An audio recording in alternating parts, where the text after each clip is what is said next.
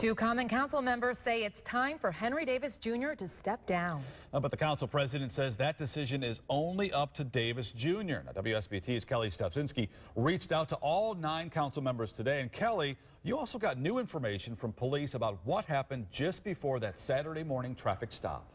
Rick, according to dispatch records, another driver saw a westbound car in the eastbound lanes on the US 20 bypass somewhere right in here near State Road 331. She called 911. Officers, though, pulled Henry Davis Jr. over all the way up here near the Crumstown Highway overpass. This is at least about a 9-mile stretch of the bypass where police say the city councilman was driving drunk in the wrong direction. He's going to self-destruct. South Bend City Councilman Fred Furlick says the city is suffering because of Henry Davis Jr.'s actions. Do you think Henry should resign? I think he should recuse himself until he gets appropriate counseling and treatment. Councilman Tim Scott told me yes, he needs to concentrate on his issues and make them the #1 priority for his health and the welfare of all. Councilman Dave Varner said, if I were in his shoes, that would be an option I'd consider because it's become more of a distraction. I'm not saying he should. I'm saying you can become a distraction. The other 5 council members either told me they have no comment or they think that decision is up to Davis Jr.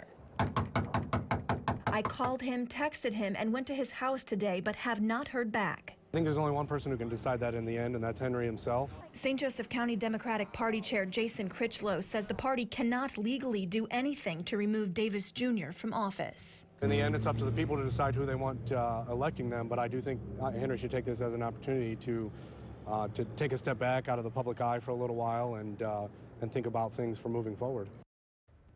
Council President Oliver Davis told me moving forward, though, may take some time. The Council Rules Committee can't even touch this DUI issue, he says, until it all plays out in the legal system. Even after that, he doesn't think the council could remove Davis Jr.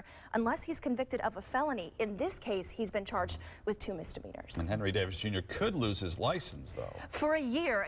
Indiana law says it should be for 1 year, though, because he refused a certified blood test after being pulled over. Police say he blew a .14. That's not admissible in court, though. The certified test would have been. Davis's next court date in this is August 11th. Now, according to Davis Jr.'s driving record, take a look. His license has been suspended 6 times since 2001, mostly for a few days at a time.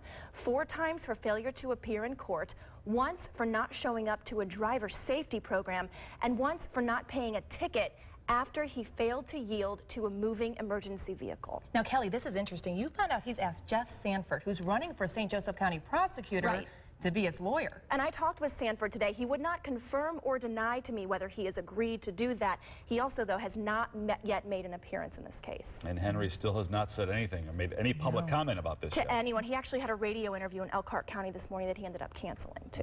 All right. Thanks so much, Kelli. And here's a look at some of the other public issues Davis has dealt with this year. In January, the councilman posted a picture of a naked man and a dog to his Facebook page, sparking several complaints. A special prosecutor ultimately decided not to file criminal charges against him, and he was not punished by the council.